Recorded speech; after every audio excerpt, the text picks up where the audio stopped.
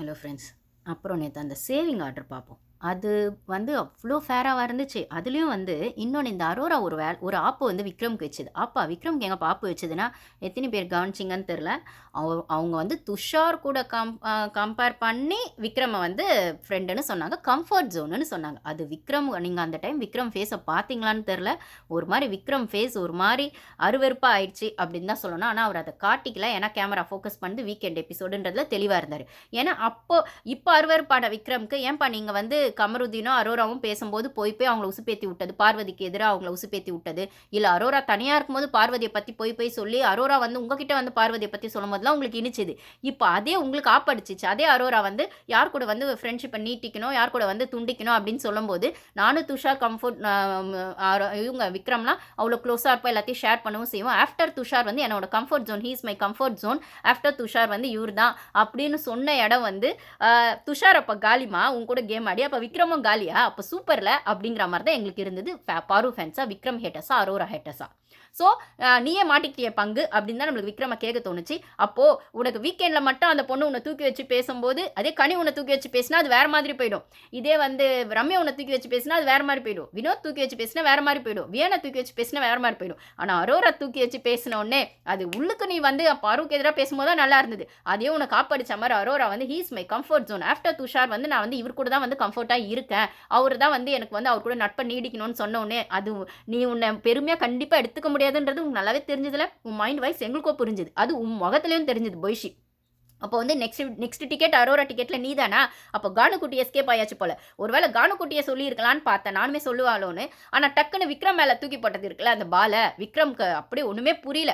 சந்தோஷத்தில் புரியலையா, இல்லைனா ஒரு விதமான ஒரு அருவருப்பில் புரியலையான்னு தெரியல. அது அப்பட்டமாக ஒரு முகத்தில் தெரிஞ்சது. அதுக்கப்புறம் அவர் லைவ்லேயே வந்து அதை அட்ரஸ் பண்ணுறாரு. அம்மா சொல்லாத சொன்னி அப்படின்ற மாதிரி அவர் அதை நேரடியாக அவருக்கு அட்ரஸ் பண்ண முடியல. ஆஃப்டர் துஷார்னு சொல்லி துஷாரை உள்ளே கொண்டு வந்து அங்கே விக்ரமை கம்பேர் பண்ணதெல்லாம் இருக்குல்ல. அப்போது இந்த இடத்துல தானா போய் இது வந்து மாட்டிக்கிச்சு. இந்த அது என்ன நீங்க எப்படி வேணா வச்சுக்கோங்களேன். இவரு விக்ரம குள்ளநரின்னு வச்சுக்கோங்க, குட்டியானன்னு வச்சுக்கோங்க, என்னமோ ஒன்று வச்சுக்கோங்க. மொத்தம் அது அரோரா ட்ராப்புக்குள்ள போய் மாட்டிடுச்சு. வக்ர விக்ரம்னு வச்சுக்கோங்க, என்னமோ ஒன்று வச்சுக்கோங்க. ஆனா அந்த அரோரா ட்ராப்புக்குள்ள போய் அது மாட்டிடுச்சுன்றது அரோரா வாயிலேருந்து ஒரு பாராட்டை வந்து விக்ரம் வாங்கியிருக்காரு. அது எவ்வளோ பெரிய பெரிய விஷயம். ஓகேவா? இப்போ கமருதீன் கேம் சூப்பரா இருக்குன்னு சொல்லிட்டு விஜேஸ் வந்து சொல்லிக்கிட்டே இருக்காரு. ஏன்னா அரோரா கூட இருக்கிறதுனால. இப்போ நெக்ஸ்ட் கிரெடிட் அது விக்ரம்க்கோ போகுமோ? விக்ரம் இப்போ உங்க கேம் முதல்ல விட இப்போ இன்னும் சூப்பரா இருக்கு அப்படின்னு அடுத்த வாரத்தில் விக்ரம்க்கு அந்த பாராட்டு மாறும்ன்றதை நம்ம எதிர்பார்க்கலாம். ஓகேவா? ஸோ அந்த இடத்துல அது ஒன்றாச்சு. இன்னொன்று அந்த சேவிங் ஆர்டரில் அந்த யார் கூட நீட்டிக்கணும், யார் கூட துண்டிக்கணும் போது விக்ரம் வந்து பாரு கூட நீட்டிக்கணும், சாண்ட்ரா கூட துண்டிக்கணும்னு சொல்லும்போதே விஜய் ஸ்கிளாப் பண்ணுறாரு. ஏன்னா அவ்வளோ பெரிய அட்வென்ச்சர் அப்போ வந்துட்டு பண்ணிட்டாரு விக்ரம். விஜய் ஸ்கிளாப் பண்ணுற அளவுக்கு அப்போ வந்து ஒரு எதிராளியை கூட ஃப்ரெண்டாக பார்த்து அந்த கேமை கொண்டு போகணும்னு விக்ரம் வந்து எடுத்துக்கிட்டாருன்றதை நீங்கள் அப்ரிஷியேட் பண்ணுறீங்கன்னா, தன்னை எல்லா விதத்தையும் டார்கெட் பண்ணுற அரோராவை, இல்லை அசிங்கமாக டார்கெட் பண்ணுற அரோராவை, இல்லை அசிங்கமாக தன் கூட வந்து அந்த ஒரு பர்சனல் வெஞ்சன்ஸை காட்டுற அரோராவை வந்து நான் ஃப்ரெண்டாக பார்க்குறேன் அப்படின்னு பாரு ஒன்று சொன்னாங்களே, அப்பயே நீங்கள் கிளாப் பண்ணியிருக்குமே. அதையே நீங்கள் பண்ணலை. அப்போ விக்ரம் சொன்ன ரீசனுக்காக விக்ரம ஃபர்ஸ்ட் சேவ் பண்றேன்னு சொல்லி கேவலமா ஒன்று பண்ணது இருக்குல்ல விஜேஸ். சரி அதை ஒன்று பண்ணார். அதுக்கடுத்து அதை விட பெரிய கேவலமா ஒன்று பண்ணார். என்னன்னா கலகம் இல்லாத வீடியோ எங்களுக்கு வேணாம், அதனால பாரு வேணும் அப்படின்னு சொல்லி அந்த பொண்ணு அந்த வஞ்ச புகழ்ச்சி அப்படிங்கிற இடத்துல அவளை வந்து கொண்டு போய் நிறுத்தி அந்த பொண்ணு சிரிச்சுக்கிட்டே போயிடுச்சு. ஏன்னா ஹோஸ்ட் கிட்ட பேச முடியாது. அதனால அந்த பொண்ணு சிரிச்சுக்கிட்டே போயிடுச்சு அப்படின்னு சொல்லும்போது எப்படி நீங்க பார்வை ப்ரொஜெக்ட் பண்றீங்க? அப்போ அரோரா கூட ஃப்ரெண்ட்ஷிப் வச்சுக்கணும்னு சொல்ற அரோரா விக்ரம் கூட ஃப்ரெண்ட்ஷிப் வச்சுக்கணும்னு சொன்னா அவர் நல்லவர் ஆயிடுறாரு. அதுக்கப்புறம் வந்து பாரு கூட ஃப்ரெண்ட்ஷிப் வச்சுக்கணும்னு சொன்ன விக்ரம் நல்லவர் ஆயிடுறாரு. அப்போ வந்து அந்த அந்த பொண்ணு எல்லார் கூடயும் இப்போ ஸ்மூத்தா இருக்கணும். இல்லைனா எனக்கு இனிமே பிரச்சனை வேணாம். அந்த பிரச்சனையாவே இருந்தாலும் அதை நான் எப்படி சட்டிலா ஹேண்ட் பண்றது, ஓரளவுக்கு கொஞ்சம் ஸ்மூத்தா ஹேண்டில் பண்றதுன்னு பார்க்குறேன்ற இடத்துக்கு அவள் வந்தோடனே என்ன என்ன என்ன சொல்றது, சுண்டெலியில் அவளை அடிக்க ஆரம்பிச்சிருமா. அது இன்னும் சொல்லுவாங்களே, சிங்கம் இழைச்சா சுண்டெலியில் அது மேலே போய் உட்காருமா. அந்த மாதிரி கதையா அவள் கொஞ்சம் கேமை டவுன் பண்ணாலோ, இல்லை அவள் கேம் ஸ்ட்ராட்டஜியை மாற்றினாலோ ஒரு 3 வாரம் சட்டிலாக இருக்கான்றதுக்காக என்ன வேணா பேசுவீங்க, என்ன வேணா பண்ணுவீங்க, என்ன வேணா வந்துட்டு கலாய்ப்பீங்களாடா அப்படிங்கிற மாதிரி தான் இருந்துச்சு. இதில் கலகம் அது என்ன சார், ஒரு ஹோஸ்ட் இவ்வளோ வன்மத்தை வெளிப்படையாக கொட்டுறீங்களா? உங்களை ஹெப்சி சார் ஹோஸ்ட்னு சொல்றது நீங்கள் எழுதி கொடுத்த டைலாக் தான் சார் ஒப்பிக்கிறீங்கன்னு எங்களுக்கு நல்லா தெரியுது சார். விஜய் டிவி எழுதி கொடுக்குறாங்க, நீங்கள் ஒப்பிக்கிறீங்கன்னு புரியுது. அதுக்கு நீங்கள் சம்பளம் வாங்கிக்கோங்க, நீங்கள் வாங்குற சம்பளத்துக்கு மேலே கூவிக்கோங்க. அதுக்காக ஒரு பொண்ணை வந்து வெளிப்படையாக அந்த நக்கல் நையாண்டி அந்த ஒரு கிரிட்டிசிசம் அந்த சர்க்காசம் அதெல்லாம் பண்ணிக்கிட்டே இருக்கிறது இருக்குல்ல, அது உங்களுக்குள்ளே இருக்க ஹியூமானிட்டியை நீங்களே கெடுத்துக்கிறீங்க. அந்த மனுஷத்தன்மையே உங்களுக்கு இல்லை. நீங்கள் ஒரு ஜென்யூன் ஜென்டில்மேனாக இல்லை மக்கள் செல்வனா இல்லை அப்படிங்கிறத அப்பட்டமாக வெளிப்படுத்துது சார். இது உங்கள் கரியருக்கு நல்லது இல்லை சார். இனிமேல் இப்போ உங்களுக்கு படங்கள் இருக்குதோ இல்லையோ, ஆனால் உங்கள் படங்களை ஏதோ ஒரு இடத்துல மக்கள் ரசிக்கிறாங்க. நீங்கள் இப்படியே ஒரு பொண்ணை டார்கெட் பண்ணிட்டே இருக்கீங்க அப்படின்னு சொன்னால், இந்த ஷோ மூலிமா உங்கள் இமேஜ் நீங்கள் கெடுத்துக்கிட்டீங்கன்னா, அது உங்கள் கரியருக்கு நல்லதில்லை சார் அப்படின்னு சொல்ல வேண்டியதாக இருக்குது. இதில் இன்னொரு ஃப்ரெண்டு நம்மளுக்கு கமெண்ட் பண்ணியிருந்தாங்க, அரோராக்கு சொம்பு தூக்குறது வந்து விஜய் சேது ஃபஸ்ட்டு கிடையாது. இன்னொன்று விஜயஸோட புள்ள இருக்கார்ல சேது, அவர் வரதுக்கு முன்னாடியே நிறைய கான்ட்ரவர்சி வந்துருச்சு. அவர் படங்கள் பண்ணுறாரு, இல்லைனா இப்போ வெப் சீரிஸ் பண்ணுறாரு, அதெல்லாம் பண்ணுறாலுமே அவர் வரதுக்கு முன்னாடியே அவருக்கு நிறைய கான்ட்ரவர்சிஸ் வெளில வந்துச்சு. அவர் ரவுடிசம் காட்டுறாரு, ஒரு மாதிரி ஆட்டிடியூட் காட்டுறாருன்னு அவர் மேலேயும் நிறைய விமர்சனங்கள் இருக்குது சூர்யா சேதுபதி மேலே. ஓகேவா, அவர் கூட சேர்ந்து ஏதோ அரோரா வந்து படத்தில் நடிச்சிருக்காங்களோ வெப் சீரிஸில் நடிச்சிருக்காங்களோ ஏதோ ஒரு ஃப்ரெண்டு வந்து கமெண்ட் பண்ணாங்க. ஸோ அதனால தான் அரோராக்கு வந்து கொடி பிடிக்கிறாரு யார் விஜேஎஸ் அப்படின்னா, சார் அப்போ நீங்கள் எஃப்ஜே கொடி பிடிக்கிறீங்க, அரோரா கொடி பிடிக்கிறீங்க, விக்ரம் கொடி பிடிக்கிறீங்க, பிரஜனுக்கு கொடி பிடிக்கிறீங்க, சாண்ட்ரா கொடி பிடிக்கிறீங்க, இப்படி எல்லாருக்கும் நீங்கள் கொடி பிடிச்சிங்கன்னா அப்புறம் எதுக்கு சார் நீங்கள் வந்து வெண்ண ஹோஸ்ட்டு நான் கேட்குறேன். அப்போ நீங்கள் வெயிட்டில் போய் உட்காந்து ஷோ பார்த்துட்டு உங்கள் ஃபேவரட் கண்டஸ்டன்ஸுக்கு ஓட் பண்ணுங்கள் சார், உங்கள் ஃபேவரட் கண்டஸ்டன்ஸுக்கு கமெண்ட்ஸ் பண்ணுங்கள் சார், முடிஞ்சால் உட்காந்து ரிவ்யூ பண்ணுங்கள் சார், ஹோஸ்ட் பண்ணாதீங்க. ஃபேவரட் கண்டஸ்டன்ஸ்க்கு ரிவ்யூ பண்ணுறதோ ஓட் பண்ணுறதோ எங்களோட வேலை. ஓகேவா, நீங்கள் அதை பண்ணக்கூடாது சார். நீங்கள் உங்கள் ஃபேவரட் கண்டஸ்டண்ட்டாகவே இருந்தாலும் நீங்கள் அங்கே ஹோஸ்ட் பண்ணணும். நீங்கள் என்ன பண்ணுறீங்கன்னா ஸ்கிரிப்ட் எழுதி கொடுத்த ஸ்கிரிப்ட் எடுத்துன்னு வந்து ஒப்பிக்கிறீங்க ஒன்று, இல்லைனா உங்களுக்கு பிடிக்காத கண்டஸ்டன்ஸ் மேலே வன்மத்தை கொட்டுறீங்க, இல்லை பிடிச்ச கண்டஸ்டன்ஸ்க்கு சொம்பு தூக்குறீங்க. இது ஒரு ஹோஸ்ட் பண்ணுற வேலை இல்லை சார். தயவுசெய்து இதை பண்ணாதீங்க. உங்கள் இமேஜ் கெடுத்துக்கிறீங்க. உங்கள் இமேஜ் கெட்டு போகுது. உங்களுக்கு தெரியுதா இல்லையா? உங்களுக்கு இந்த பிக் பாஸ் ஷோ மட்டும் போதுமா? படங்கள் வேணாமா? மக்கள் ரசிகராக மக்கள் செல்வனா நீங்கள் வந்து நிலச்சி நிற்கணும்னு உங்களுக்கு ஆசை இல்லையா? இல்லைனா மக்கள் செல்வன்ற பேரே உங்களுக்கு இப்போ போயிடுச்சு. வேற விதமாக ஜனங்க சொல்ல ஆரம்பிச்சிட்டாங்க. ஓகேவா, அப்போ ஆல்ரெடி உங்கள் இமேஜ் டேமேஜ் ஆயிடுச்சுன்னா இருக்கிற கொஞ்சம் நஞ்ச மரியாதையாவது காப்பாற்றிக்கணும்னா இதுக்கு மேலேயாவது அந்த பொண்ணுக்கான விஷயங்களை அட்ரஸ் பண்ணுங்கள். ஆனால் அவளுக்கான விஷயங்களை வந்து நீங்கள் வந்து நக்கல் நையாண்டிமா பேசாதீங்க. ஒரு நிமிஷம் ஷார்ட்டில் அவளை பாராட்டுறீங்க, அடுத்த நிமிஷம் ஷார்ட்லேயே உங்கள் வன்மத்தை அவன் மேலே கொட்டுறீங்க, உங்களோட அக்லியான ஒரு கமெண்ட் அவன் மேலே வைக்கிறீங்க, கலகம்னு சொல்கிறீங்க. இப்போ வந்து நீங்கள் சொல்கிறீங்க வன்மத்துக்கும் வக்கரத்துக்கும் பெரிய வித்தியாசம் இல்லை, கொஞ்சம் வித்தியாசம்னா ஏன் அன்றைக்கி எங்கள் பார்வை வந்து அதே விக்ரம் கிட்ட சாரி கேட்க வைக்கும்போது உங்களுக்கு அது தெரியலையா? வக்ரமன்ற வார்த்தைக்கு குறுக்கு புத்தின்னு ஒரு பேர் இருக்குது. எங்கள் ஊர் பக்கம்லாம் சொல்லுவாங்க கிறுக்கு புத்தி குறுக்க வந்துடுச்சு அப்படின்னு சொல்லுவாங்க. ஸோ அந்த மாதிரி அவன் பண்ணிகிட்டு இருக்கான். டாஸ்க்குன்னு வந்துட்டாலோ இல்லை பாரு மேலே வன்மத்தை கொட்டினாலோ ஒன்று இப்போ ரம்யா கூட சேர்ந்து ஒன்று பண்ணிட்டு இருக்கான். ஸோ அவனை வந்து நீங்கள் அதுக்கு உங்களுக்கு ஃபஸ்ட்டு சேவ் பண்ணோன்னா சேவ் பண்ணிக்கோங்க, அது பிரச்சனை இல்லை. இல்லை பார்வை லாஸ்ட்டு சேவ் பண்ணோன்னா சேவ் பண்ணுங்க, அதுவும் எங்களுக்கு பிரச்சனை இல்லை. ஆனால் அவனை சேவ் பண்ணுறதுக்கு பாசிட்டிவான ரீசனை சொல்லிட்டு இவளை சேவ் பண்ணுறதுக்கு ஒரு மாதிரி நெகட்டிவாக சொல்கிறீங்கல்ல, அதை பண்ணாதீங்க. அது நல்லா இல்லை. அது அவள் மரியாதைக்கு எடுத்துக்கிறது இல்லை. அவள் அந்த கேம் ஆட வந்திருக்கா. அவள் எய்தர் பாசிட்டிவ் நெகட்டிவ் ரெண்டுத்தையுமே அவள் சோஷியல் மீடியாவில் வந்து ஃபேஸ் பண்ணிக்குவா. அதுக்கு அவள் தயாராக தான் உள்ளே போயிருக்கா. ஆனால் நீங்கள் நெகட்டிவாக ஃபேஸ் பண்ணால் அது உங்கள் கரியருக்கு சரியில்லை சார், உங்கள் கரியருக்கு நல்லதில்லை. புரியுதா? மக்கள் செல்வனாக இருக்க நீங்கள் மக்களோட அந்த ஒரு நல்ல ஒரு அபிமானத்துக்குள்ளே நீங்கள் இருக்கணும். அப்போ தான் நீங்கள் மக்கள் செல்வனாக இருக்க முடியும். அதை நீங்கள் எவ்வளோ கஷ்டப்பட்டு வாங்கியிருப்பீங்கன்றது உங்களுக்கோ தெரியும், ஓரளவுக்கு உங்களை ரசிக்கிற மக்களுக்கோ தெரியும். ஆனால் அதை நீங்கள் இந்த ஷோ மூலிமா கெடுத்துக்காதீங்க, அவ்வளவுதான் ஒன்று.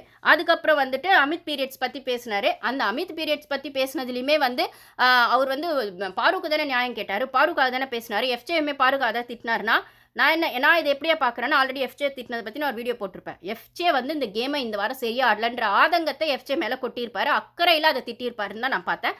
பாரு மேலே இந்த கோவத்தை தான் அந்த கலகம் அப்படின்னு சொல்லிட்டாரு. ஸோ எஃப்ஜேவை பாராட்டவே முடியாத இடத்துல அவன் நடந்துக்கிட்ட விதமும் பார்வை பாராட்டியே ஆகணுன்ற இடத்துல பாருக்கான அந்த குறும்படம் போட்டதும் நீங்கள் அதை வந்து பாரு கலாய்ச்சியே போட்டாலும் குறும்படம் பாருக்கு தான் சார் போட முடிஞ்சது உங்களால். ஏன்னா பாருக்கு போட்டால் மட்டும்தான் சார் உங்கள் டிஆர்பி ஏறும். அவள் சரியாக சமைச்சா சமைக்கல, ஆனால் கொடுத்த டாஸ்க்கு என்னமோ ஒன்று செஞ்சால, அப்போ சமைக்கவே தெரியாதவளை சமைக்கணும்னு சொன்ன பிக் பாஸ் தானே அந்த டாஸ்க்கை கொடுத்தாரு. அவளுக்கு சமைக்க தெரியாதவங்களை டாஸ்க்கில் போட்டால் வீட்டில் இருக்கவங்க எப்படி சாப்பிடுவாங்க என்ன பண்ணுவாங்கன்னு அவர் ஒரு ட்விஸ்ட் வைக்கிறாருன்னா அதை என்னால் முடிஞ்ச அந்த ட்விஸ்ட்டுக்கு நான் எவ்வளோ இன்ட்ரெஸ்டிங்காக பண்ண முடியுமோ இல்லை எவ்வளோ எஃபோர்ட் போட முடியுமோ நான் அதை போட்டேன்னு சொல்லி அந்த பொண்ணு எஃபோர்ட் போட்டுச்சுல, அப்போ அது கொடுத்த பிக் பாஸ் தான் நீங்கள் கேள்வி கேட்கணும். அப்போ அதை சாப்பிட்டு எப்படி நீங்களாம் உயிரோடு இருக்கீங்கன்னு தெரியல, நீங்கள் நக்கல் நையாண்டியான ஒன்று பொண்ணு பேசுனீங்கல்ல, அது உங்கள் நக்கல் நையாண்டியாக இருக்கலாம் சார். ஆனால் அந்த டாஸ்க்கை எந்த அளவுக்கு பெஸ்ட்டாக பண்ண முடியுங்கிறத அவள் பண்ணி காமிச்சால, அதில் அவள் நிற்கிறா. நீங்கள் அதை கலாய்ங்க, நீங்கள் சர்க்காசம் பண்ணுங்க, நக்கல் நையாண்டி பண்ணுங்க. அதே உங்கள் விக்ரம்க்கு அந்த பொய்ஷி கொடுத்து பாருங்க, ஒரு நாள் கூட அங்கே நிற்க மாட்டான். அவனால் ஃபேண்ட் போட்டே ஒழுங்காக நிற்க முடியல. இது கனி கூட ஒரு இடத்துல கேட்டிருப்பாங்க, நீங்கள் பெல்ட் போடுறீங்களா இல்லையா, ஆனால் ஒன்றும் ஃபேண்ட் இறங்கிட்டு சொல்கிறீங்களே, பெல்ட் போடுறீங்களா என்னன்னு அப்பட்டமாக கனி கேட்டிருப்பாங்க லைவ்லலாம். எத்தனை பேர் பார்த்தீங்களோ கமெண்ட்ஸில் ஷேர் பண்ணுங்கள், லைவ்ல லைக் பண்ணுங்கள் கைஸ். அப்போ கேட்கும்போது இல்லை எல்லாம் போடுவேன் இருந்தால். ஸோ அவருக்கான அகெயின் சாரி நான் பாடி ஷேமிங் பண்ணலை. ஸோ அவருக்கான அந்த விஷயங்கள் இருக்குல்ல, ஸோ அதை பாடி ஷேமிங் பண்ணக்கூடாதுன்னு நீங்கள் வந்து அதெல்லாம் வந்துட்டு அவர் வந்து காமிச்சா மட்டமாயிரும். கனி பேசினது வந்து அது ஒரு கிண்டலாக பேசினாங்க, அது ஜாலியாக பேசினாங்க அப்படின்னும் போது உங்களுக்குள்ளே கலாய்ச்சிக்கிட்டு அது கலையாவது. அதே பாரு சொன்ன மட்டும் அதை அப்படியே திருப்பி போட்டு அவள் கலகம் பண்ணுறா, அவள் வேணும்னே ட்ரிகர் பண்ணுறா, அவள் அப்படி தான் பேசுகிறா அப்படின்னு எஃப்ஜே சொல்லும் போதுலாம் நீங்கள் சொம்பு தூக்குறீங்க. அப்போ பீரியட்ஸுங்கிற விஷயத்த அமித் பேசும்போது நீங்கள் அதே அமித்தையும் அமித்த வந்து சபரியும், விக்ரம் எல்லாருமே வந்து அந்த வசந்தி டாஸ்க்ல அவள பிரெக்னன்ட் ஆகுற மாரிலாம் ஸ்கிரிப்ட். ஏற்கனவே நீங்க வந்து அந்த ஒரு தன்வசம்னு ஒரு லெட்டர் எழுதி அவர கேரக்டர் அசாசினேட் பண்ணி அது எப்படியோ போயிடுச்சு. அந்த இடத்துல நீங்க பாருக்கு சப்போர்ட் பண்ணனால அமித்த திட்டுனீங்கன்னு நான் அத அப்படி பார்க்கல. பாருக்கு நீங்க தெளிவா வந்து பாரு செஞ்சது சரின்னு எந்த இடத்துலயுமே சொல்லல. பாரு சூப்பரா இந்த வார்டன் பண்ணாங்கன்னு சொல்லல.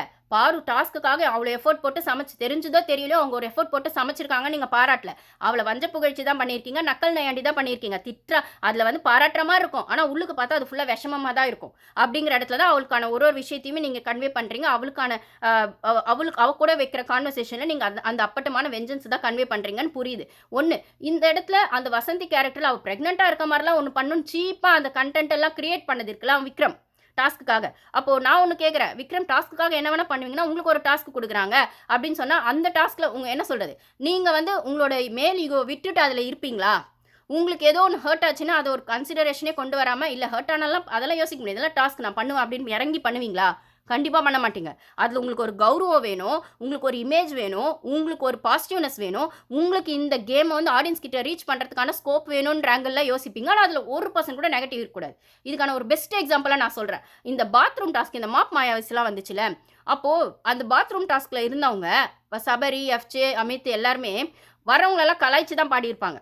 கனியுமே அது மாரி பாடியிருப்பாங்க. அந்த ப்ரூம் ஸ்டிக்கு, அந்த ஃபெனாயில் அதெல்லாம் பாடியிருப்பாங்க அப்படின்னு சொல்லும்போது, அப்போ பாரு ஒரு இடத்துல கொஸ்டின் பண்ணுவாங்க. "அது என்ன எல்லாருமே இப்படி பாடுறீங்க, விக்ரம மட்டும் புகழ்ந்து பாடுறீங்க?" அப்படின்னு கேட்டிருப்பாங்க பாரு. ஸோ விக்ரம்க்கு அந்த ஒரு ஃபன் டாஸ்க்கா இருந்தா கூட அந்த இடத்துல யாரும் தன்னை ட்ரிகர் பண்ணக்கூடாது. தன்னை வந்து யாரும் நெகட்டிவா காட்டிறக்கூடாது. தன்னை வந்து யாரும் வந்துட்டு ஒரு விதமா வந்து பாசிட்டிவா காட்டினா எனக்கு ஓகே. ஆனா ஒரு டாஸ்க்குக்காக கூட என்ன நெகட்டிவா காட்டுறதோ, நெகட்டிவா பேசுறதோ, அதுக்கான ஸ்பேஸையோ கேமரா முன்னாடி நான் குடுத்துறவே மாட்டேன்னு ஒரு விஷயம் இருக்குல்ல. அப்ப அந்த அந்த ஒரு செல்ஃப் ரெஸ்பெக்ட் அவர் எதிர்பார்க்கிறார்ல, அந்த ஒரு செல்ஃப் ரெகக்னிஷன் அவர் எதிர்பார்க்கிறார்ல, அந்த ஒரு செல்ஃப் லவ் அவருக்கு இருக்குல்ல, இது பாருக்கு இருந்தா மட்டும் தப்பா? பாருக்கு இருந்தா மட்டும் தப்பா? அந்த பொண்ண நீங்க வீக்கெண்ட்ல என்னவா பேசுறீங்க? கலகம் பண்றதுன்னு பேசுறீங்க.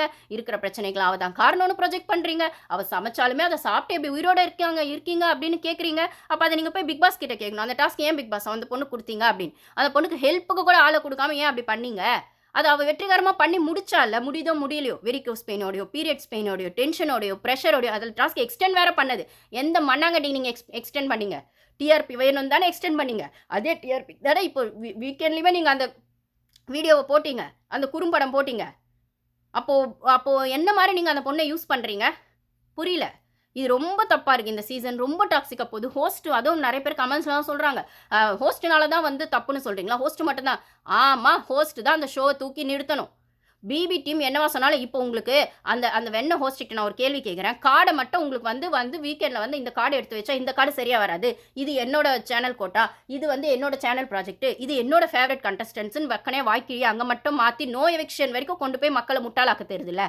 அது வரைக்கும் கொண்டு போய் உங்களுக்கு பவர் இருக்கு மக்கள முட்டாளாக்க தெரியுதுல்ல.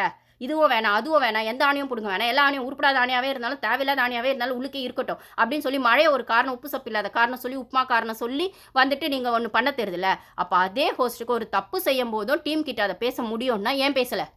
இல்ல இந்த பொண்ணு தான் ஷோவ கொண்டு போகுது. இந்த பொண்ணு மேல தப்பு சரி இருக்குன்னா, அந்த விமர்சனத்த அந்த பொண்ணு மேலயும் வைப்போம். சுத்தி இருக்கவங்க மேலயும் வைப்போம். எல்லாரும் அவள தான் டார்கெட் பண்றாங்க. அவ மேல தான் ஷோ போகுது அப்டின்னும்போது, அந்த பொண்ணுக்கான அப்ரிசியேஷனையும் குடுப்போம். அந்த பொண்ண டாக்ஸிக்கா டார்கெட் பண்றவங்களுக்கான ஒரு வார்னிங்கையும் குடுப்போம். அந்த விஷயங்களையும் எடுத்து பேசுவோம். அப்டின்னு ஏன் ஒரு ஹோஸ்ட் பேசக்கூடாது? குறைஞ்சபட்சம் அந்த பொண்ணுக்கான அப்ரிசியேஷன் குடுக்கலனாலும், அந்த பொண்ண மட்டம் தட்டாமயாச்சும் பேசலாம்ல. நீங்க ஒரு பக்கம் பீரியட்ஸ் அட்ரஸ் பண்ற நீங்க, அதே விஷயத்துல அந்த பொண்ண கலகம்னு சொல்றீங்க. அப்ப அந்த பொண்ணோட கலகம் தானே சார் உங்களுக்கு டிஆர்பி ஆகுது. அப்படி நாங்க வச்சுக்கிட்டா கூட. அப்ப அவ்ளோ கலகம் பண்ற பொண்ண நீங்க ஏன் சார் உள்ள வச்சிருக்கீங்க? ரொம்ப நல்லவரா இருக்க, ஞானியா இருக்க, செயின்ட் சபரிய உள்ள வச்சுக்கோங்க. இவரு வந்து ரொம்ப உங்களுக்கு புத்திசாலி, விக்கல்ஸ் விக்ரமா அப்படின்னு அவர் ஸ்கிரிப்ட்ல வன்மமே இல்ல. அவர் ஸ்கிரிப்ட்ல டாக்ஸிக்கே இல்ல. அவர் அந்த பிரெக்னன்ட்ன்னு சொன்னதெல்லாம் ரொம்ப எக்ஸ்ட்ரீம். அப்படி நல்ல வேளையா அதெல்லாம் வந்து எப்படியோ ஒரு விதமா அந்த டாஸ்க்க முடிச்சுட்டாங்க. அந்த அளவுக்குலாம் போகல. ஸோ, அதெல்லாம் வந்து அதெல்லாம் நீங்க பண்ணியிருக்க வேணாம். ஒரு லிமிட் இருக்குல்ல. அப்படின்னும்போது நீங்களும் அந்த லிமிட் கூட வேணான்னு சொல்லிர்றீங்க. பேசும்போது. யார் உங்களுக்கு லிமிட் செட் பண்ணது? ஏதாவது தப்பா இருந்தா பிக் பாஸ் சொல்லுவார்ல. ஏதாவது அந்த அந்த அந்த பிக் பாஸ் எங்க சொல்றாரு தப்பா இருந்தா? அப்படி சொல்லணும்னா அந்த கேப்டன்சி டாஸ்க்லயுமே சொல்லியிருக்கணுமே. சபரி வெஸ் பாருன்னு வரும்போதுமே நீங்க சொல்லியிருக்கணுமே. தப்பு தப்பா வந்து விக்ரம் வந்து பாரு வந்து பேசும்போது சொல்லியிருக்கணுமே. இப்ப 2 நாளா கூட அரோரா அவ எஃப்ஜேலாம் தப்பு தப்பா மாட்டு சாணி, அசிங்கம் அப்படி இப்படின்னு சொல்லும்போது, இவனோட எல்லா கேமுக்குமே பாரு தான் காரணம், பாரு தான் காரணம்னு அவன் இப்போ வரைக்கும் வன்மத்த கொட்டிட்டு இருக்கானே எஃப்ஜே. இவனோடது எல்லா ஒரு மைனஸ்க்குமே. அப்ப அங்கலாம் எங்க பிக் பாஸ் வாய் தொறந்தாரு? இப்போ வந்து நாமினேஷன் அப்போ தூங்கிட்டான்றதுக்காக பனிஷ்மென்ட் குடுக்க மாட்டேன் பிக் பாஸ் வந்துட்டாரு. எல்லாருமே சேர்ந்து தான்டா அப்போ 4 டீமா உள்ளேயும் அவளை அடிக்கிறீங்க கண்டஸ்டண்ட்டா, ஹோஸ்ட்டும் அடிக்கிறீங்க, பிபி டீமும் அடிக்கிறீங்க கண்டென்ட்டுங்கிற பேரில். அதுக்கப்புறம் வந்துட்டு வெளியில் ஆடியன்ஸ் கிட்டேயும் ஆடியன்ஸும் வந்து அவளோட கேமை வந்து தப்பு அவள் கேமில் தப்பு இல்லைன்னு நாங்கள் சொல்லவே இல்லைங்க. அவள் கேம்லேயும் தப்பு இருக்குங்க. ஆனால் அதை விட பெரிய தப்பு சுற்றி இருக்கவங்க கிட்ட இருக்குன்னா அதையே அவங்க கண்ணுக்கு தெரிய மாட்டேங்கிறதுங்கிறதா விஷயமா இருக்குது. ஸோ ஹோஸ்ட்டு ரொம்ப அநியாயமாக தான் ஹோஸ்டிங் பண்ணுறாரு. அவரோட விஷயங்கள் வந்து ரொம்ப டாக்ஸிக்காக இருக்குது. அவரே டாக்ஸிக்காக தான் போயிட்டுருக்காரு. அவர் அது தெரிஞ்சு பண்ணுறாரா தெரியாமல் பண்ணுறாரு. என்ன சார் அந்த பொண்ணு உங்ககிட்ட ஏதாவது படத்தில் சான்ஸ் கேட்டுதா சார்? முடியும்னு சொல்லுங்கள், இல்லை முடியாதுன்னு சொல்லுங்கள் சார். அது கூட உங்கள் பர்சனல் சார். அந்த பொண்ணே ஒரு கண்டஸ்டன்ஸாக ட்ரீட் பண்ணுங்கள் சார். நீங்கள் வந்து பெஸ்ட்டாக அவளை ட்ரீட் பண்ணோன்னு நாங்கள் சொல்லவே இல்லை. ஒரு பொண்ணை கூட ட்ரீட் பண்ணோன்னு நாங்கள் சொல்லவே இல்லை. குறைஞ்சபட்சம் பார்ஷியாலிட்டி இல்லாமல் அவளும் ஒரு கண்டஸ்டன்ட்னு ட்ரீட் பண்ணுங்களேன் சார். ஏன் சார் அவ்வளோ வன்மத்தை கொட்டுறீங்க அந்த பொண்ணு மேலே? அப்போ நீங்கள் அந்த பொண்ணு மேலே அந்த வன்மத்தை கொட்டுறது இல்லை, அந்த பொண்ணுக்கு சப்போர்ட் பண்ணுற ஃபேன்ஸ் மேலேயும் கொட்டுறீங்க. அதில் எவ்வளோ ஃபேன்ஸ் உங்களோட ரசிகர்களாகவும் இருப்பாங்க, மக்கள் செல்வன்னு உங்களை ஆதரிக்கிறவங்களாகவும் இருப்பாங்க. உங்களுக்கான படங்கள் வந்து அடிச்சு பிடிச்சி பார்த்து உங்களுக்கான ஒரு விமர்சனத்தை நல்ல விதத்தில் வச்சு உங்களை வந்து மேலுக்கு தூக்கி விடுற விதத்துலையுமா இருப்பாங்க. குறைஞ்சபட்சம் இப்போ உங்களோட நெக்ஸ்ட் ஜென்ரேஷன் உங்கள் புள்ளையே வந்துட்டார் அந்த ஃபீல்டுக்கு. அப்போ அந்த ஹோல்டை நீங்கள் பிடிச்சி வைக்கணும் அப்படின்னா குறைஞ்சபட்ச நியாயத்தோட ஹோஸ்டிங் பண்ணுங்கள் சார். நீங்கள் வந்து மக்கள் செல்வனாக இருக்கிறீங்க. அப்போ உங்களோட புள்ளை இப்போ சினி ஃபீல்டுக்கு வர்ற பட்சத்தில் கொஞ்சமாவது உங்களோடது அந்த ஒரு பாசிட்டிவ் வைப்போ இல்லை உங்களுக்கு கிடைச்ச அந்த ஆதரவோ உங்கள் பிள்ளைக்கு கிடைக்கணும்னா முதல்ல ஒரு ஹோஸ்டிங்கை நியாயமாக பண்ணி ஒரு பொண்ணுக்கான நியாயமான சப்போர்ட்டை கொடுங்க சார். அப்போ தான் நீங்கள் முதல்ல நல்ல மனுஷன்னு ப்ரூஃப் பண்ண முடியும், அப்புறம் ஹோஸ்ட்டுன்னு ப்ரூஃப் பண்ண முடியும், அப்புறம் மக்கள் செல்வன்னு ப்ரூஃப் பண்ண முடியும். அப்படி ப்ரூஃப் பண்ணுற பட்சத்தில் அது உங்கள் பிள்ளைக்கான ஒரு பெஸ்ட் வழியை நீங்கள் காட்ட முடியும்னா அந்த ஆங்கிளில் ஹோஸ்ட் பண்ணுங்கள் சார். நியாயமாக போகும், உங்களுக்கு புண்ணியமாக போகும்.